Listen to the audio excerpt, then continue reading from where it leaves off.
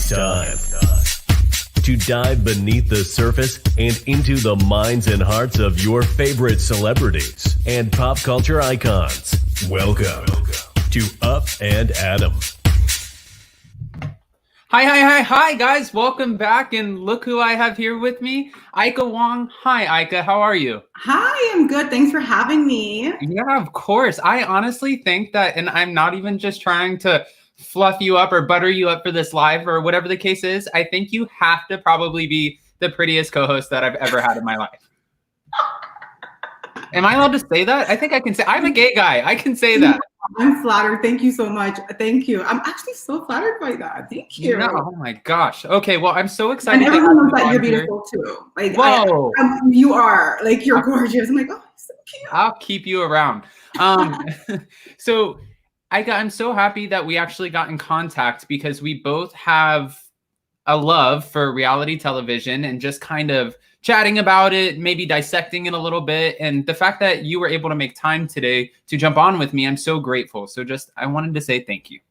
Oh my gosh, no, thank you. Like, actually, just a secret, you guys, I'm a fan of Up and Adam. Like, I watch it all the time. When I should be editing my YouTube videos, I'm watching your shows.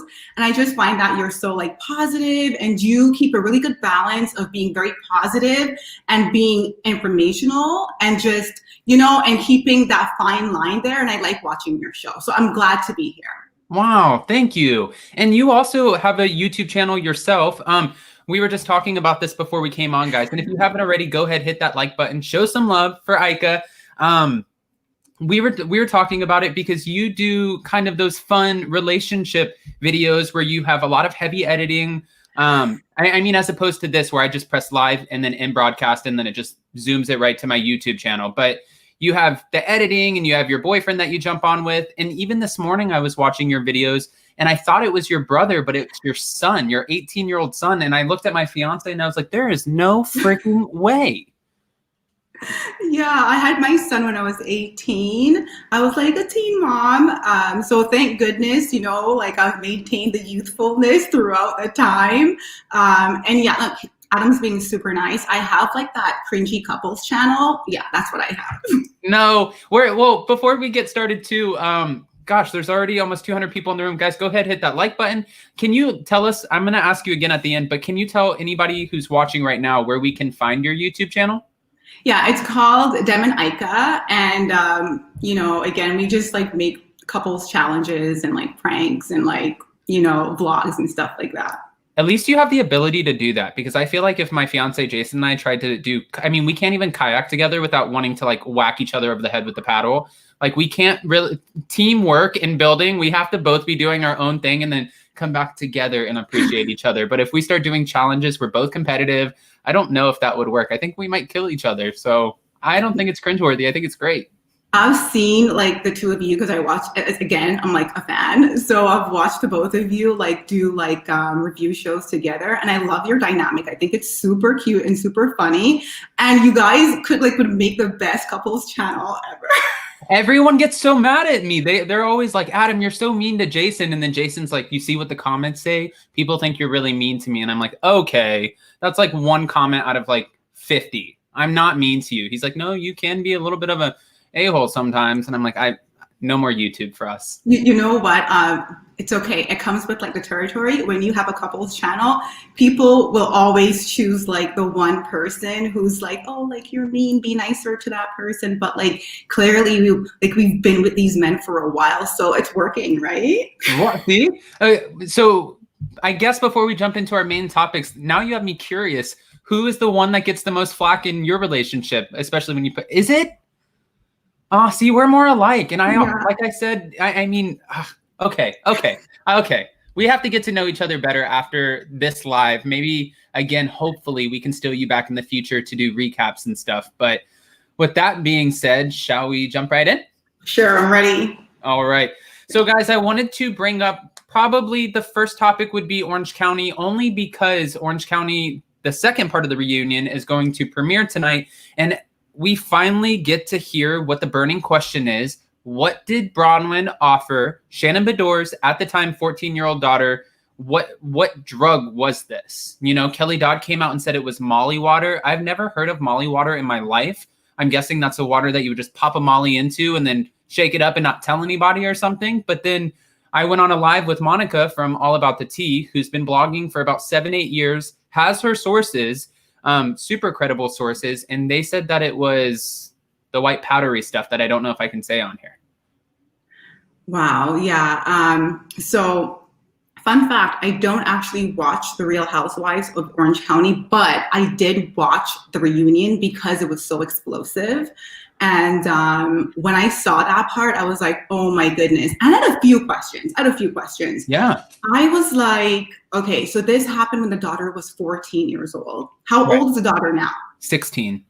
She's 16. So like it happened 2 years ago and Shannon was still okay with bringing this person around her daughter. Like who said this? Like, why is she just using it now as this thing to like make her look even more bad? But I feel like everyone looks bad. Like Shannon, like this person is offering your 14-year-old daughter drugs and you guys were all buddy-buddy on the show. And now that you're angry at her, like you're releasing this information. And for Bronwyn, I'm like, I don't want to like, because I know that she's going through this being an alcoholic, right? Right. So I don't understand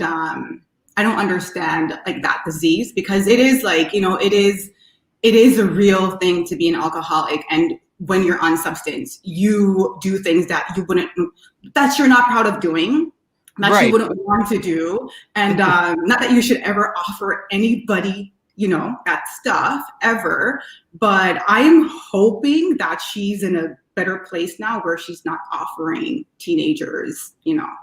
Well, and the crazy thing is too, she has 7 children at home. And I think the youngest one is like 2 or 3. So this woman has 7 children. And like you said, why now 2 years later would Shannon Beador all of a sudden bring this up? Here we are just for a second. Why would Shannon bring this up now? Unless it was to get back at her and hurt her. What Shannon said in an interview was, the reason I waited to bring it up at this moment was because she was sitting there at the reunion calling me an alcoholic and trying to hold me accountable and not really holding herself accountable. But also at the same time, people are saying as a mother, as a parent, she can be held responsible for not bringing this information to the authorities. Newport Beach PD has also been hashtagged on it. Child Protective Services have been involved now on it. It's kind of a big deal, but she also said that she waited and didn't really react to Bronwyn because Bronwyn was going through her sobriety journey at the time.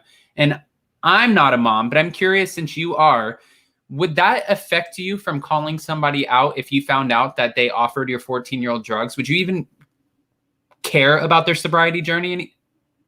So, I mean, yeah, because I do have an 18-year-old and a 14-year-old, exactly. So if my 14-year-old came to me and said, hey, like one of your friends, you know, offered me, like, I'd be mortified, first of all. I'd be mortified.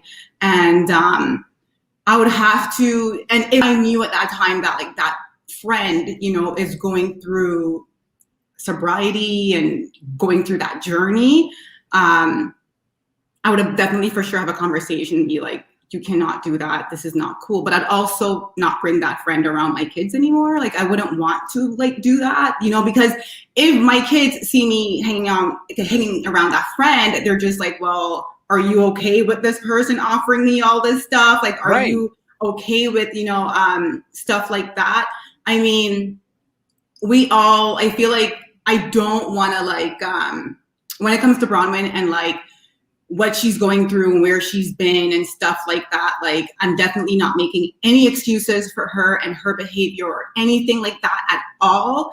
But the emphasis for sure would be placed on me having conversations with my child about like, okay, just because it's somebody who I brought into our space that did that and that said that, I would have to have those conversations with my child. And, you know, it just sends a mixed message that you had such a big problem with it, but you were cool with her. Like now you guys are cool and doing all this stuff and she's still coming over.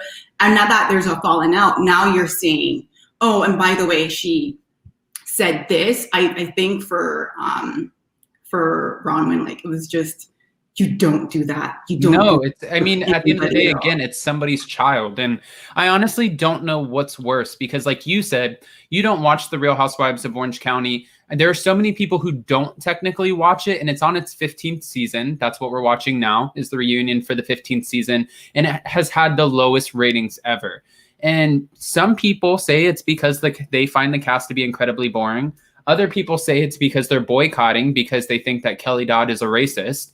I know that you watch other Housewives shows. What is your reasoning for not watching it?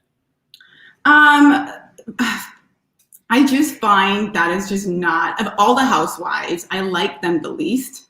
You know, I don't find that there's a good balance with like having these like fun, teachable moments, and like, and I don't find the women to be interesting. I'm not interested in any of their lives. And I have to be somewhat interested in someone's life to, you know, go on this like committed journey with them and like watching all these shows, right? Yeah, no, I mean, I agree with you. I especially like, again, I feel like I talk about him all the time, but my fiance and I cover Salt Lake City, Real Housewives of Salt Lake City, because he has a different perspective than I do because he was raised Mormon. And you know, obviously it focuses a big part of it on their religion and whatnot. So it's just interesting because I'm so invested in like Whitney Rose and Meredith Marks and Jen Shah, like the different housewives, and I care about their story and how they got there. Whereas I watch Orange County and I'm like, I cringe. I'm honestly like, you guys need a cast shakeup or something because this is just a dumb show. And I hate to, I'm never, like you said, I think you said you like my show because I'm not really opinionated, and I never really try to get opinionated because there's so much of that already on YouTube. But for this, it's like, come on, producers, Bravo. This is your flagship Housewives show. This is the first Housewives that they ever put out. We can do better. 100%. Yeah, I just don't find, I don't find any of them, you know, interesting. And if I don't like something or like people I'm not interested in, I choose to just not engage and upset myself. So I'll just watch other shows where there's a blend of people that I like. No, that makes sense. And I don't mean to keep on picking and prodding here, but one of our other topics was the infamous Kelly Dodd. Can I ask you a question, Ika? Yeah, no, for sure, for sure. Okay. So guys, if you haven't already, go ahead, hit that like button, show some love. But for Kelly Dodd, listen, she's beautiful. She's a lot of things. She's beautiful. She's rich, but she also claims that she's Black. And what my biggest question is here is, I mean, I was even asking my fiance this. My ancestry DNA test that I took says that I have a point something percentage of being Indian. And I was wondering, now does that justify me going around and telling people, no, I'm not white, I'm Indian? I mean, is that how that works? And do you have an opinion about this? I'm going to ask every single person I talk to because people are ripping her head off about this right now. Yeah, you know, I feel like when Kelly goes and she checks that little box that asks you what you are, I'm sure she's not checking Black. So you can't say that you're Black. And Kelly doesn't have the Black experience. You know, like she doesn't know what it feels like to be Black. And like for myself, you know, I am part Chinese. My family were Jamaican and Chinese. And, but I would never I saw The Real Housewives of Dallas, and I saw Tiffany Moon, which I love, by the way. I love her. Yeah, I saw her explaining, you know, her experience as an immigrant, as, you know, being Chinese and coming here. I saw her explaining her experience, and I would never ever like interject or, you know, be ignorant and say, well, I'm Chinese, so I could say this and I could say that, even though like I am part Chinese, because I don't have that I don't have that experience. I could just listen, and, you know, so for her to say that is just it's the most privileged, entitled thing I've heard. Is just a way for her to justify the ignorant things that she says. But she's not Black. No, and I mean, I was watching a clip, I think it was on an Instagram today, of another moment that Kelly Dodd had where she was really drunk and she was talking to Heather Dubrow, who is one of the former housewives, and Heather's Jewish, and Heather didn't understand Kelly's jokes. So she said, come on, why don't you get it? You're Jewish. Most people who are Jewish, they're funny. Like, they have a good sense of humor. And Heather Dubrow is a very educated woman and looked at her and said, you need to stop saying they because you're being racist. And you can't continue to say they and group all Jewish people to get like you with any, I guess, with any ethnicity, any religion, you can't just they them. You know what I mean? And like you were saying, Tiffany Moon, I think she's absolutely stunning, and she's making a great addition to the Real Housewives of Dallas this season. But she had to call out Brandy for this stupid video that she made, because Brandy was sitting there squinting her eyes and talking like she was of Asian descent and making a funny video with her kids. And Tiffany Moon's like, let me just give you my experience really quick. When I first moved to New York, I had many people who would sit there and walk around and squint their eyes and make fun of me. And even to this day, as a doctor, I had a patient who asked for a new doctor and not somebody who had the China virus. So it's like that still very much exists, and you can't take that away from somebody, I feel. And you also can't try to, like you said, relate to somebody if you're going back home and you're checking that box that says, especially for Kelly Dodd, white. Yeah, for sure. I mean, it's kind of like, like you can't just be like, oh, I could say this, I could say whatever I want because I'm this, or because, I'm 0.2% Black, or because I'm whatever. I mean, everybody is, like you, Adam, you said you did the DNA test and you had, and you were probably surprised at some, like, oh, I never knew that I had that. But it doesn't mean that you had that experience. It doesn't mean that you grew up with any of that, any of that like cultural living, with any of those experiences, with anything like that. So for you to now run around and say, well, I am this, so I could say whatever I want, it's irresponsible and it's ignorant. Yeah, it's almost like she's just using it as an excuse to, like you said, say whatever you want, especially because in the context that it's being used in, and we're about to find out tonight on the second part of the reunion, which we're finding out a lot of things. We're finding out which drug it was. We're finding out why Kelly Dodd just screamed this across the room. And what I think it was is because Bronwyn went on, I think it was Entertainment Tonight or it was E! News. And you're familiar with Entertainment Tonight. I look at your Instagram. You've done some hosting and stuff. But I think it was with Entertainment Tonight where she said, listen, I'm the only one of the housewives who is on the forefront of the Black Lives Matter movement. I'm the only one of the housewives who is standing up for LGBTQ plus rights. And Emily Simpson was like, who's one of the housewives, what are you talking about? I was there with you, with your son, when he was doing his first drag show. And also Kelly Dodd looked at her and said, I don't need to be there for the movement. Like, I'm Black. And that was the context that it's in. And everybody's like, oh, no, that is not what you say. It's, you know what it is? I feel like like for Bronwyn, I mean, like, when you truly walk the walk and you have to really go out and stand up for, Black Lives Matter, the LGBTQ community, and for people who should have rights and who should have equality but don't. It's not like something that you should be out like bragging about and saying, see, like, look at me, I do all of this stuff. It's not a competition, right? It's about like doing your part and doing whatever you can, and it's not a competition. So for her to say that, like, guess what? You could still support Black Lives Matter and you could still be a train wreck. And, and it doesn't, not because you do X, Y, and Z, it doesn't negate the fact that, like, you have still offered, 14-year-olds substance. Boom. You said it. And by the way, I always love when people use a word on here that is just like a fun, newer word for me. And it almost makes me sound like I have the vocabulary of somebody who is in an elementary school, but I like the word negate. I like that. But moving on, guys, almost 400 in the room. Go ahead, hit that like button, show some love. And I say we go on to our next topic. I want to end with the Real Housewives of New Jersey, only because hopefully if Ika's watching the new season that premieres February 11th, then maybe we can even steal her on to do some recaps with us. I have so many questions about them for you.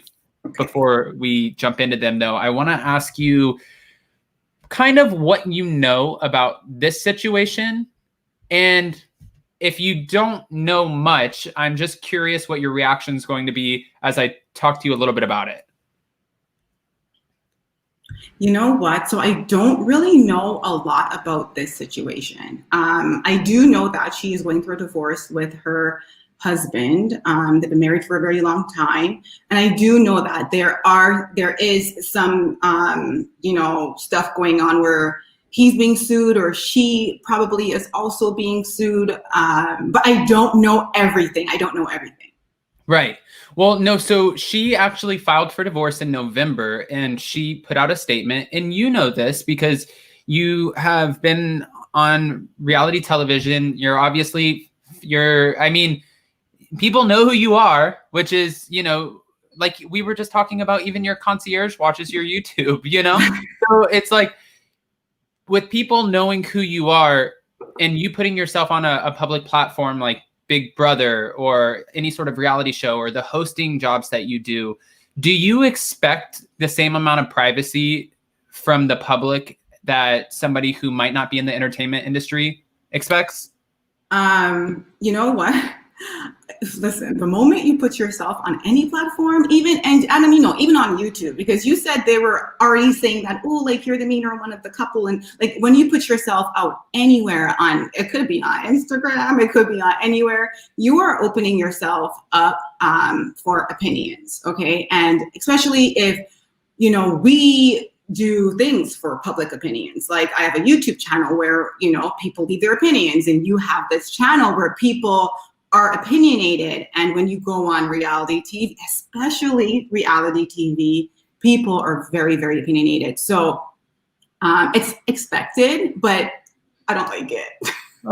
Okay. No, that's fair. So Erica, when she announced that she was divorcing her husband in November, she put out a public statement asking that everybody please just respect the fact that she wants her privacy and she wants to go through her divorce without hearing from anybody. She doesn't want people to chime in. She doesn't really want her relationship to be scrutinized. And immediately after she put out that statement, what does everybody do? Because reality TV can be a dirty world sometimes, especially with the super fans who want more and more and more of your life because they kind of get addicted to vicariously living through you, right?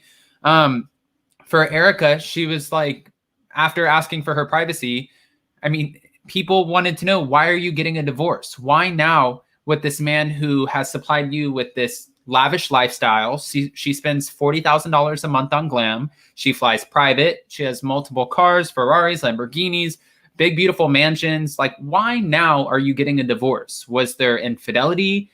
Are you just over it? You want to find somebody new with your life?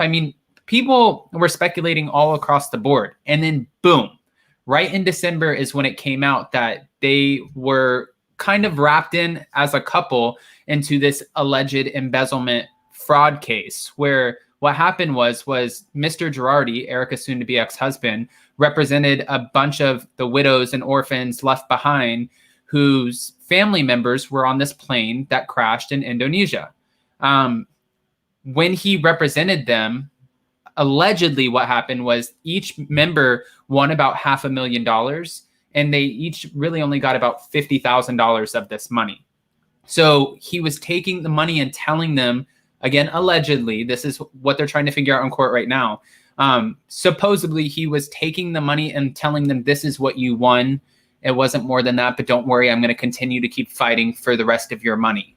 But actually cashing in on the money and supplying and funding their lifestyle, which is crazy. Now there are so many people who are combing through the documents. He's claiming that he's mentally incompetent, that he has short-term memory loss. He can't justify where the $80+ million of his net worth, where it's gone over the past few years. And people are wondering, like, where is your money? Where did this go? And he has no answers for anyone, down to the point that the court appointed 2 trustees at this point to go through every single asset that they own. They have to make a full list of their assets. And now they have to try to figure out, what can we liquidate to pay back all of these people for this alleged fraud? Doesn't this feel like you're like on a roller coaster? It sounds like a Netflix show, like a Netflix documentary, right? It sounds like, oh yeah, it sounds That's a lot. That's a lot. Could you even That's a imagine lot. being her? No, I could not imagine being in that position at all. I feel like there's quite a few things going on here. Okay, I mean, there's the divorce that she's going through. There's also the people who have lost their loved ones, and then on top of it, they trusted someone to handle that matter, and then it's kind of like they got like double victimized in the whole entire process, and that sucks too. And I hope they're doing okay. Like I hope those people are.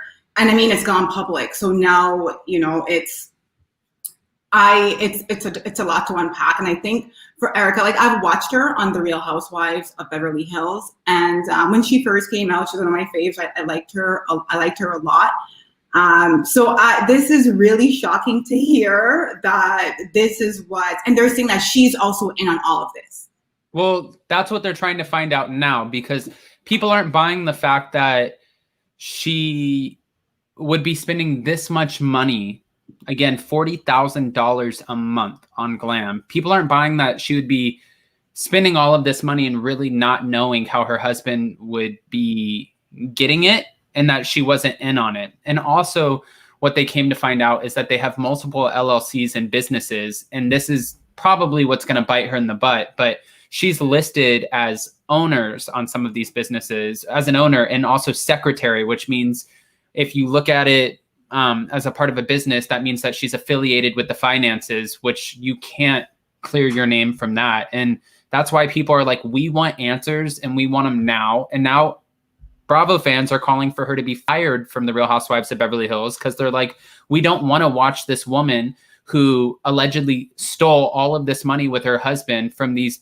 people who live your normal everyday lives, middle-class people, and going on and showing us this fake glamorous lifestyle that she doesn't actually deserve. People are kind of mad about it. Yeah, no, for sure. I mean, because it's a very touchy subject. You know what I mean? I feel like when it comes to stuff like that, like I would just have to like watch everything play out. It doesn't sound very good. It sounds negative. Yeah. It sounds really... I know that you said too, you try to stay away from the negative stuff too, but I was just like, what is going on here? This is... Yeah, I mean, it does. It sounds like there's already so much opinion on this subject matter. I mean, there's a divorce. Are they getting divorced for the right reasons? It seems like, and then there is the fact that they're like scamming people, and that and they have all this money living. Can you imagine being at home, being like somebody who's like lost your family member, and then didn't get any money at all, and then you're watching this person's wife on TV taking private jets? Like there's just a few things going on here that needs to be unpacked.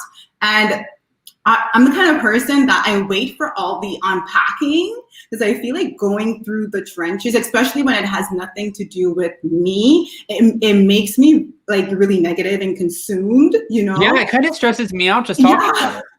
Yeah.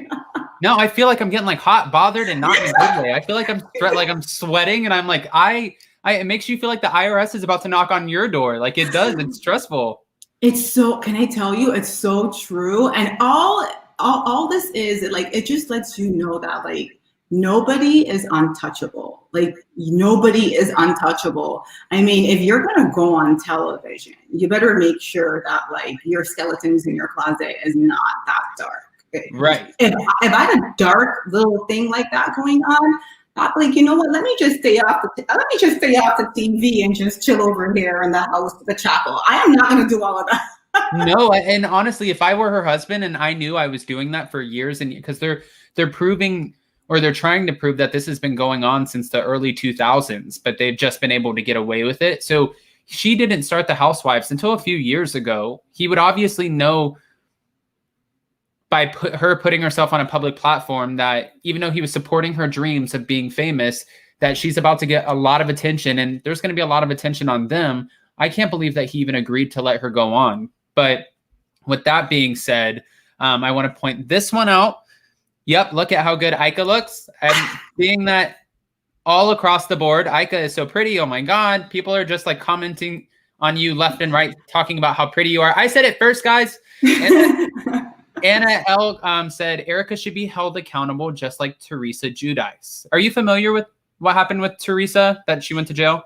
Yes, I'm familiar that like, yes, I am familiar with that. I remember like years ago, her husband, again, it was some money stuff. I know it was some money stuff. And Teresa went to jail for like a year and her husband got deported. I know that much. Yeah, no. And it was crazy because they were buying everything with cash. And I don't know exactly what the extent or what the charges were. But what I do know is it was bad enough where the courts felt like they wanted to make an example out of her now ex-husband, Joe Giudice, and have him deported indefinitely, where now he can never come back to the United States of America, which is, I mean, that's a massive, massive, massive deal to be kicked out of a country. But now Teresa seems like she's not doing so bad. She has her new man, Louis Ruelas. Is that Teresa? Looking like a snack? Yeah, okay, that's Teresa. That's what I wanted to get into. Our next topic, which is the Real Housewives of New Jersey. Guys, it's what we can hopefully steal Ika back on if you get into it. And mind you, I'm used to this too. If you don't like it, it's totally okay. I was supposed to do Real Housewives of Orange County recaps every week with DJ Richie Sky. And then the moment that Kelly Dodd started spouting off at the mouth and stuff, he was just like, I can't support this franchise. I don't want to be around it. I don't want to. He's like, I'm sorry. Maybe if something else comes out, we can do that together. And I was like, no, man, I totally understand. So then we ended up doing Salt Lake City. But yeah, no, I would love to come back and like sit with you. Like your people are nice. You're like, it's all like, I like this. I like this. And I honestly love talking about like reality TV and stuff like that. And like in my life right now, there's no space to talk about it. So it's like fun that you have me on here sometimes to talk about it. Yeah. Okay. I like that. Well, as far as Teresa goes, Teresa now, again, she has come out of jail. She paid off her house. She paid off all of the fines that she owed, the restitution, literally turned her whole life around. And now she's with this new guy, Louis Ruelas, who has his own legal drama that just happened in April or May, where he allegedly like left his girlfriend out on the curb at the time, who he was dating, kicked her out of the house, threw her stuff out of the house. It was sort of a big deal. There's documents on it, but they ended up settling in court, so not much more would come out. And it was around the same time that he started dating Teresa. So what I think happened was he probably knew, unlike Erica and Tom, hey, I'm dating this reality TV star. I might want to just settle this so more information doesn't come out in public, because once we start filming and the show comes out and I'm introduced, people are probably going to rip my head off, right? Take Teresa, you and these men, what's going on, girl? Not you look, because she looks, okay, so I saw the preview and I'm like, wow, Teresa looks so good. I feel like she looks better now than she did like even like before. Yeah. And she should be able to like get a really good man, you know. I think she's looking at him and she's like, you're hot, and that's what it is. Yeah. Yeah, that sucks because, oh yeah. I mean, he looks like a nice guy right here. What does a nice guy look like? I know. I mean, I could take a picture and be like, and then go back as soon as I close this and be like, Jason, it's and so go nuts. True. So it's so true. It's so true. Yeah, I really hope. I hope the best for her, and I hope that she just finds, you know, her person. I feel like, because do you remember watching The Real Housewives of New Jersey, and like for all those years, I was like, oh, poor Teresa with this man. Like, I am the people in our comment section talking about, oh my God, it's so mean to her. Like, that person. No. Just like Teresa could, like, I think she needs someone who's like, you know, like someone who's going to like cater to her a bit more and be a bit sweeter. So I was hoping this guy would be that person for her, but. I don't know about that. I get what you're saying, though. I want to say really quick, Hermione said, I see a lot of humans, but very little humanity. Okay, Hermione, thank you for the super chat. We appreciate you. And Dana said, I guess this goes back to Erica. Thank you for the super chat, Dana. Tom thought he could shimmy like a clever snake around the misdeeds he had down. that he had down through legal loopholes and keep going. That is why he was not concerned about what Erika was doing. Okay. Moving back on over to The Real Housewives of New Jersey. Did you watch the trailer you said? Yeah, I did. This is going to be ridiculous. So I wasn't a big fan of Jackie Goldschneider. She's the blonde housewife who she came on, and one of, each housewife usually goes through their own kind of things that they have, and that's what makes them relatable in some sense, because it's an ensemble cast, and hers was the fact that she had an eating disorder. But I think what kept her around was that she immediately came on the show and did not care who Teresa Giudice was, but she just went right at her and said, I'm going to do whatever I want. This is not the Teresa show. And Teresa was like, B word, this is the Teresa show, kind of letting her know this is where you stand and I'm up here. But Teresa stirs up a little bit of drama this upcoming season by telling all of the ladies that her husband has been sneaking off to the gym, not actually going to the gym, but hooking up with another woman. That's a huge allegation. Wait, Teresa said that about someone's husband on this season. Yeah. Yeah. We don't know what husband it is, do we? No, it was, Teresa starts 2 infidelity rumors this upcoming season. Mm-hmm. The first one is about Jackie Goldschneider's husband allegedly cheating on her and having a girlfriend. And then the second one is about her own sister-in-law, Melissa, who they went out to a restaurant, lounge, nightclub sort of thing. And the guy gave Melissa her number, and then Melissa stayed up texting the man all night. And Teresa went and told her brother about it. So she's stirring up some drama. Teresa's always stirring up drama. And Melissa, wasn't Teresa already starting rumors about Melissa, that she was a stripper, years ago? And it's just Melissa, I don't know if Melissa would be caught slipping around Teresa. Melissa, because and that's the thing with these, shows, it's called The Real Housewives, and I am that person who's really interested in seeing the glamour and the marriage and the this and the that, and then the catty stuff that happens, but yeah. I feel overall, on a lot of these Real Housewives shows, we're seeing broken marriages, we're seeing unhappy people, we're seeing people trying to ruin marriages.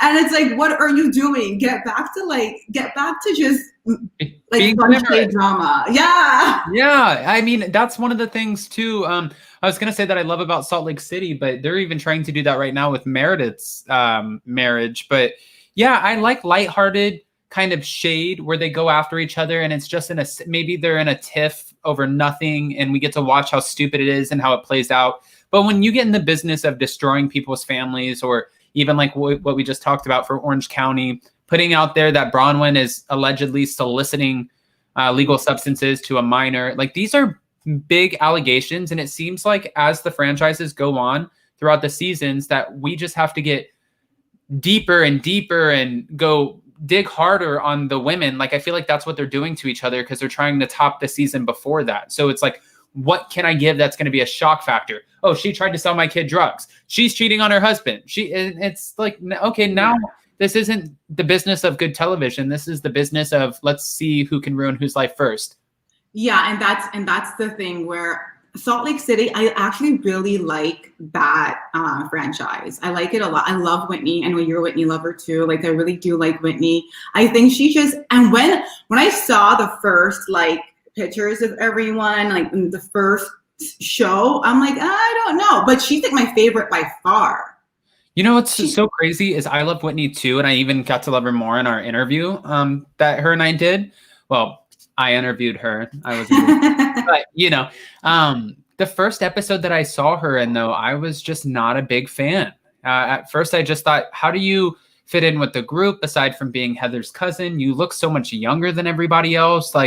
How is this going to work? But I honestly feel like she has been the most transparent throughout this season. I feel like the fact that she's putting her business out there with her dad and sharing that sobriety journey, that's huge. And they're doing it in such a positive way where it's trying to uplift him and not just rip him down and be like, you're a drunk, you do drugs. It's not aggressive. She's just like, Dad, we've been through this cycle. I want to be here and support you. I love you. I want you to get back with the family. She's trying to do everything in a loving way, and it makes it easier to watch.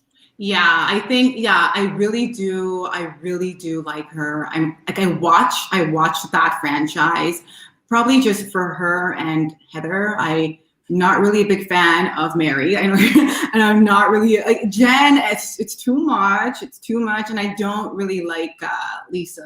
I feel like we don't even know who Lisa is, to be quite honest. No, we really don't. She just loves everything. Yeah, I love, yeah, she loves Meredith.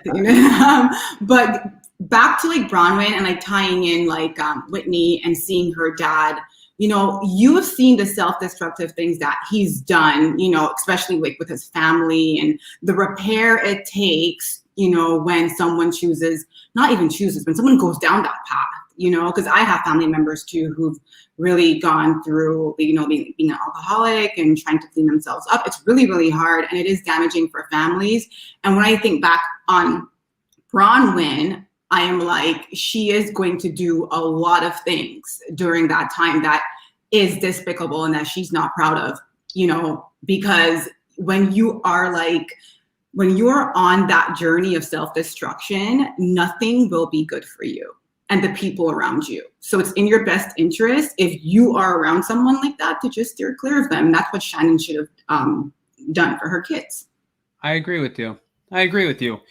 Well, Ika, I'm going to ask you one last, it's not even a last question, it's an observation. Did you ever notice that out of all the Real Housewives, that New York City, none of them are technically housewives?